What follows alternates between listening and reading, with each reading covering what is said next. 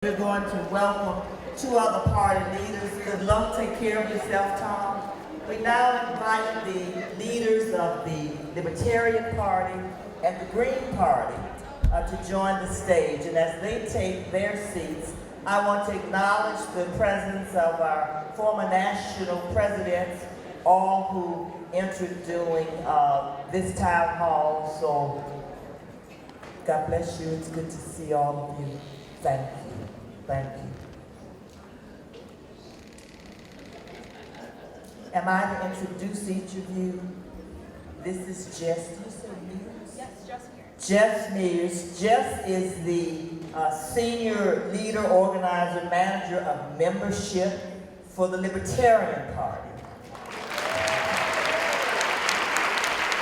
Some of you may or may not know that the Libertarian Party is actually the third largest and fastest growing party in the United States. So she lives in Alexandria. She is a sorority member of Chi Omega. And she's been very active in doing great community work. We welcome her to our forum. Have a seat, Jess. And of course, we welcome back Brother Darryl. Where are you? Here you are. He has been with us before, as all of you know, our representative for the Green Party. And we really appreciate the work he has done. Not only is this young man a leader in the Green Party, he's a pastor. He's a praying member of the Green Party, and so we bless you and thank you for that. But he too has been very active in the social justice movement. He has worked so hard to bring the issues that we care about alive, especially in the Green Party and his role as chair of the Black Caucus for that party. And he always has kept the issues of our people and our community at the forefront of the Green Party's agenda. So we welcome you back, Darryl, and thank you so much for being with us. So let's give it up for both Jess and Brother Darryl. And I'm going to ask you one of the questions that the sorors have already passed to me. And it's always on the minds of our sorors, and I think most Americans, when we talk about other parties beyond the major parties, when we look at the role of the Libertarian Party, the role of the Green Party. Jess, you were very active with Governor Well in the last election. And so as you frame the role of what we traditionally call third-party operations in presidential elections and the enormous impact that it has, some people are very supportive and others are not, because they think it takes away from what we have to do to elect the right candidate. And so I want to ask both of you to position your party, your issues, but I especially want you to do it in the context of 2020, when so much is at stake. Jess, I'm going to start with you, and she's got on her Delta red. The last time I was wearing this jacket was when I introduced Governor Gary Johnson of the University of Cincinnati, which is my alma mater. And our colors were red and black, so I wanted to wear this then, and that's the last time I wore it. So thank you for giving me an opportunity to wear this jacket again. So Secretary Herman mentioned that I worked with Governor Bill Weld, former governor of Massachusetts. He ran as a Libertarian for vice president in 2016. Something kind of interesting, he switched parties recently, and I'm actually thankful for that, because he switched over to the GOP, and he is running against Donald Trump for president in 2020. I can't clap because I'm the moderator and I'm nonpartisan. But I can smile. I have an interesting tidbit to share. Since 1968, no incumbent president that has faced a primary challenger in the primary has gone on to one re-election. Governor Bill Weld changing political parties and running as a Republican might actually incentivize other Republicans to come forward and run for office. I'm letting you know that there's a chance Donald Trump could not be the nominee again in 2020. That is a possibility.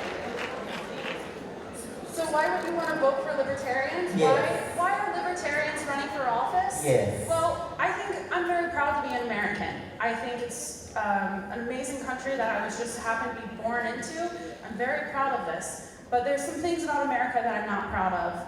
America is #1 in incarceration, despite that we have 5% of the world's population. America is #1 in spending in dollars for the military-industrial complex. We have over 800 military bases in 80 countries. There's 195 countries in this world. We're the world's policemen, and I don't like accepting that as an American. And so libertarian values are don't hurt people and don't take their stuff. And we apply that to law enforcement and also to the government. And so I think it's very important that these ideals are injected into our political process and that there are people representing them. And in some cases, the Republicans and Democrats don't represent the libertarian perspective. So that's why we run candidates. That's why we're 1% of the voter population, and we're growing. We're the fastest growing political party in America. Right now, American voters are leaving the two parties and voting either third party or independent. 44% of the voters are actually independent voters. And a lot of those people are libertarians, and they're just not voting. They're deciding not to register to vote with the party. So we're representing those people. And I think it's very important that we do have a voice and that we are represented on the ballot. And we can get into ballot access some more because Darryl and I both have experience with that. Great. Thank you so much, Jess. Thank you.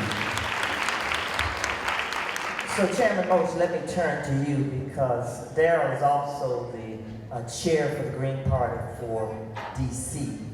And so he, in addition to his national role, he is very active here in the District of Columbia's community. The same question to you though, I think we've talked about this before. Yeah, I think it's important for us to recognize that there are millions of people that are not registered to vote. And they're not voting. And they're disengaged. And they're disengaged because so often the major parties have not spoken their language. Or they haven't demonstrated their true concern and care for them and for their issues. And so they're disaffected. They're disenfranchised. They're not paying attention to it. And so I think what 30 parties allow us to do is to wake up the collective consciousness of our country about issues that are near and dear to the people who are the most affected but least involved in what's going on. And so I think the Green Party particularly represents a lot of those issues that our communities, particularly Black and brown communities, face every day. Just talks about the incarceration level in the United States of America. She talks about the government policing the rest of the world, but it's on the backs of Black people that we're policing the rest of the world. It's on the backs of Black people that we have the highest incarceration rates, right? So we need to continue to address issues that are affecting people every single day, and not just for the 99%, or not for the 1%. So we should be representing what's going on for the 99% of us, those of us that don't have complete access. So we work very hard to make sure that those issues around the environment, around social justice, are represented across the board in the work that we do. It's in our platform, so we stand very firmly on those issues very consistently. Do you see, Darryl, your platform changing in 2020? How would you articulate your party's platform, candidates who would represent the Green Party in 2020? So our process is that our platform does change every couple of years, much like the other parties as a whole process. And so I happen to serve on the platform committee for the National Party as well. And so there's a lot of debate about nuances of the changes that may need to take place in order to be more representative of the people that we seek to reach out to. And so that process right now is ongoing. So yes, there are some changes that are coming, but I think across the board, we have what we call our 10 key values and our 4 pillars, and you can see that at gp.org, shameless plug, but you can see what those are, and those are salient, those don't change. What changes is how we intend to make sure that those pillars and that those key values are enacted in legislation. One of the challenges that I have with the Green Party, if I'm being honest, is that I tell them all the time, and in DC very much, I say we need to act like what we want to be.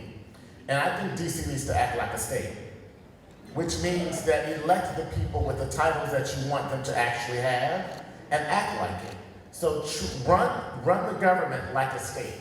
And so the Green Party, similarly, should create its own shadow, and I know Jill Stein attempted to do this and it didn't go over very well, but creating a shadow cabinet so that every time decisions are made in the legislature or the president's making a decision, we have a response to what that would have been had we have also been at the table. My belief is not that we should supplant everybody and take over. I personally, this is me, it's not as a representative of anybody else, that I'm not saying that there should be no Democrats. My grandmother is a very proud Democrat, and I love my grandmother with everything that I have, right? And so I don't want to disenfranchise her vote or her perspective or what she'd like to see happen. What I'm suggesting is that we look at how do we open up the table so that more of us are at the table to represent all the various issues and the nuances of those issues that need to be there. So I think we should act like that. So it's not just a matter of having a statement about something we don't like. What would the legislation look like if there were other people who were at the table helping to craft that language? What would that look like? What would climate change look like if you had green folks who are scholars in the area of climate and environmental justice issues were at the table with the Democrats and with others who also share those values and know the issues?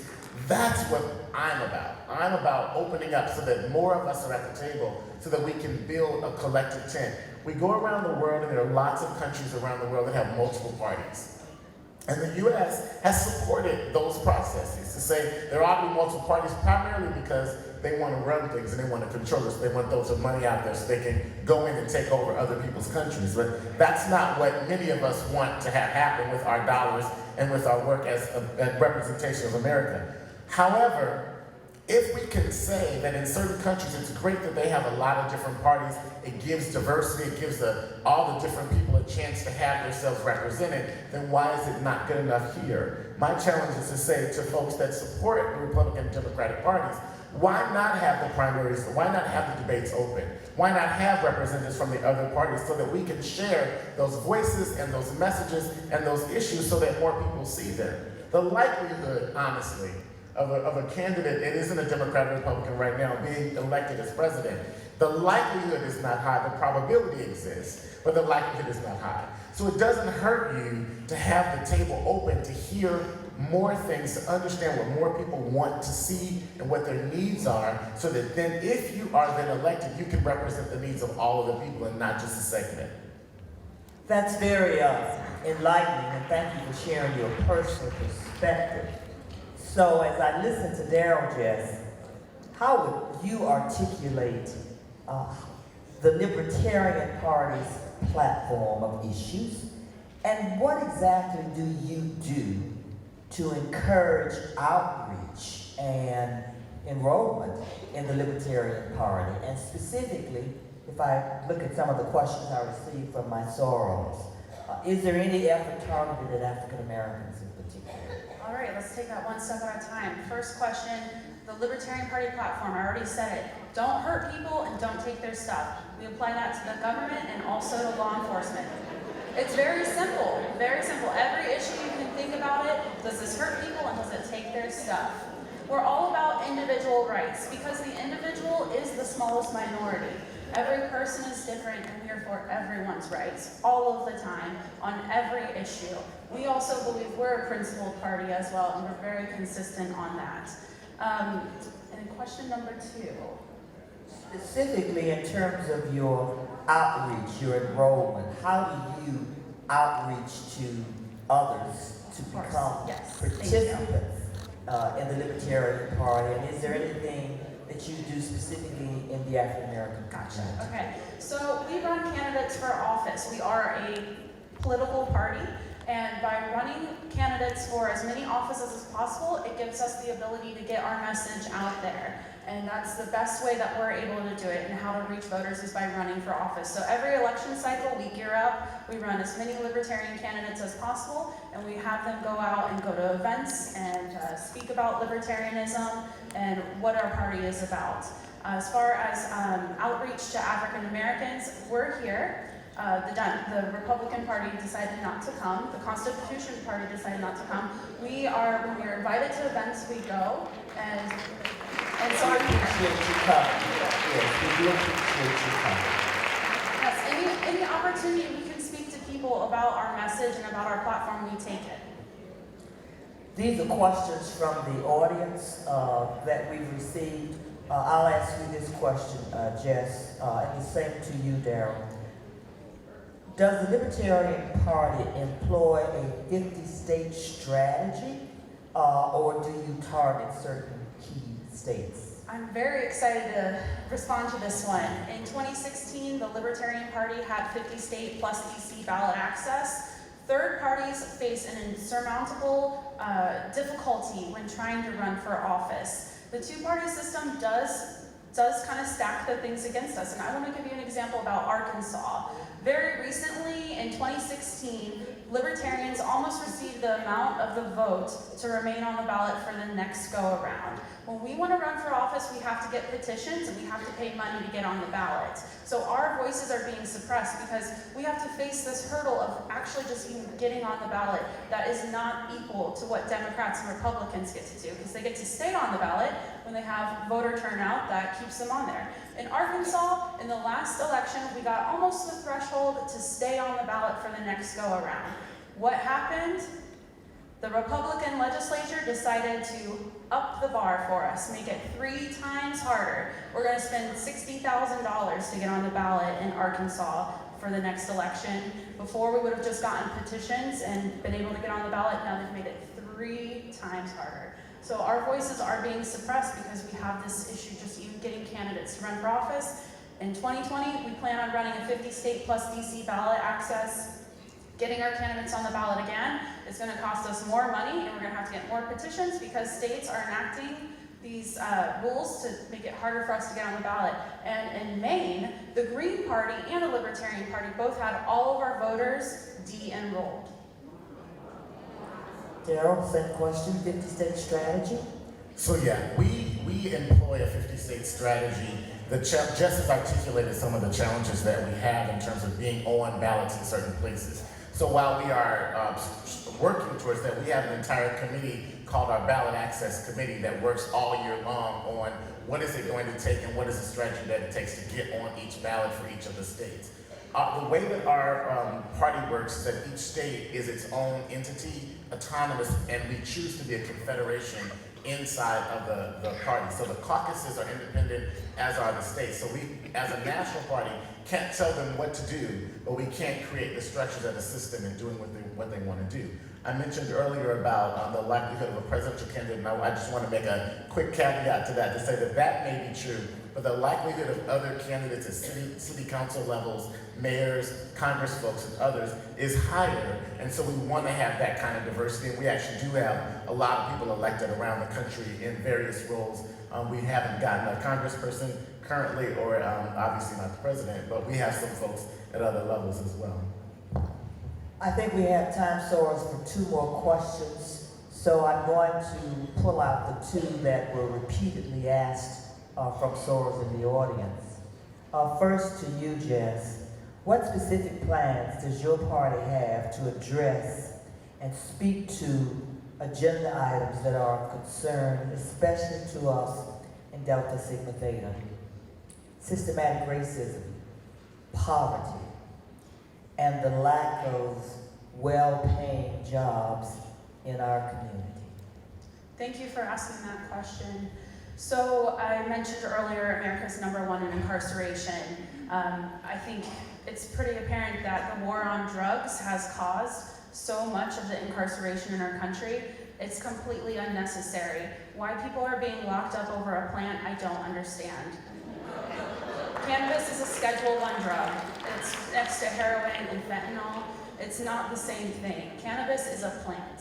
So we have mass incarceration in America, and what happens when people get out of prison? They need to find a job, but it's hard to find a job because you might have a felony conviction. The system, the way it works when you're trying to get a job, if you want to start off in a career, you might have to get a license to work. You may not be able to get a license because you have a conviction. Libertarians want to deregulate these types of licenses that are just somewhat and sometimes unnecessary. Here's an example is hair braiding. In Nebraska, to braid hair, you need to have a cosmetology license. To be a cosmetologist in Nebraska, you have to get 21 hours of school. The cosmetology school doesn't even teach hair braiding. To get an EMT license in Nebraska, it's 138 hours. So you can be saving people's lives for 138 hours of school, or you can go to cosmetology school for 2,100 hours. Libertarians want to change the occupational licensing to make it much easier for people to get a job and get into a career, to learn from somebody else, rather than have to go through all of this schooling to just get a license so that you can have permission to work. And you may not even be able to get that license if you have prior convictions. That's one way to help address poverty and also to help with the recidivism rates for people going back to prison is if you can get out of prison and you can get a good job and you can work and make an income, it's going to help you, re-enter back into society rather than possibly enter back into crime and get arrested again and go back to prison. So that's one way that libertarians are trying to tackle the solutions of poverty is being able to reduce those barriers to entry so that people can get jobs and get back into the labor force. Thank you very, very much, Jess. Thank you. Okay, go on for one more moment. Go ahead. It was actually a libertarian woman named Laura Ebke in Nebraska that worked on what is called model legislation for deregulating occupational licenses. The Wall Street Journal Opinion Board said it was model legislation for the rest of the country, and so she's shaking things up in Nebraska, and it's going to be a lot easier to be able to braid hair in Nebraska in the future. Okay. I don't know if we have any sorors from Nebraska, but there's one. Okay. All right, last question to Chairman Moch. And I think, given what you said about having all points of view represented at the table, and I think most of us here would endorse that. But this is a question that I think follows on to your earlier statements, Darryl. It reads, given the percentage that the Green Party voters represent, is there a minimum threshold that you would consider to transfer or endorse a candidate whose platform best aligns with the respective concerns of the party? So, a bit of translation. At the end of the day, in tight races, would you consider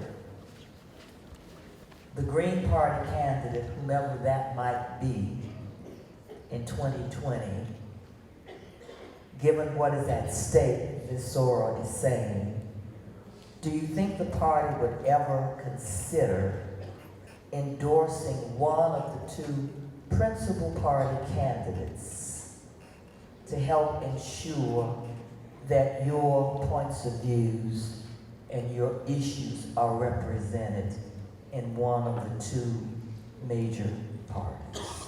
Now that is an interesting question. And I don't have an answer for that from them. From the party as a whole, it's conceivable, I think. But I think one of the arguments that I've put to the party before is to work towards, until we get rid of the Electoral College, is to work, which is one of the things we want to do, is get rid of the Electoral College. In the previous question, we want to ban the bots altogether. And then we want to change the laws to make sure that felons can just go back to work and come back and reintegrate into life. So let me just throw that out real quickly. But if we have enough votes that siphon some out of the Electoral College so that no one party has the the automatic win, then to me it would make sense then to say to the party that has the best platform that most aligns with us, we should give our electoral votes to you, but here's what we need in doing that, which is what used to happen back in the day. We need a Secretary of Commerce or a Secretary of Environment or whatever those things might be. We need you to make sure that our voices and our messages are represented in the cabinet and represented in the appointments that are going to happen, in the commissions and things that are going on across the country, because then I think you then get a truly representative government that's able to run and able to lead. And so it has a mandate to do so because they're representing the voices of a larger majority of people. So I think that's one of the ways to do that. The best way to do that is to make sure that more candidates can be on the ballot so that you can hear from the voters what their expectations and what their desires are. And so once you've done that, then it makes it easier to have those conversations. I think the question, which I think is brilliant, the challenge to that, though, is that because the third parties are often locked out of those larger debates and have these higher thresholds to get on ballots, it makes it harder for them to say, well, you know, we have our foot on your neck, but you know, if we take our foot off your neck, would you help work with us? So it's kind of a weird kind of thing. It's kind of, so I think that there is a feeling that third parties have of wanting to overturn the apple cart in order to make their presence more known. And so I think that the question is getting to something that says, how can we work better collectively as a community and make America work the way it should work? If we want to make America great, we need to make America work for all of us, which is what it has not been doing. Well, I think those are great words for us to end this town hall forum on. I want to thank you, Jess, and I want to thank you, Darryl, for again being with us. It's important to hear all the points of views because we understand Delta Sigma Theta that you can't teach what you don't know and you can't lead where you don't go. And so that is why we have Delta Days on Capitol Hill so that we can be informed, but also to take our knowledge and experience and expertise to our elected leaders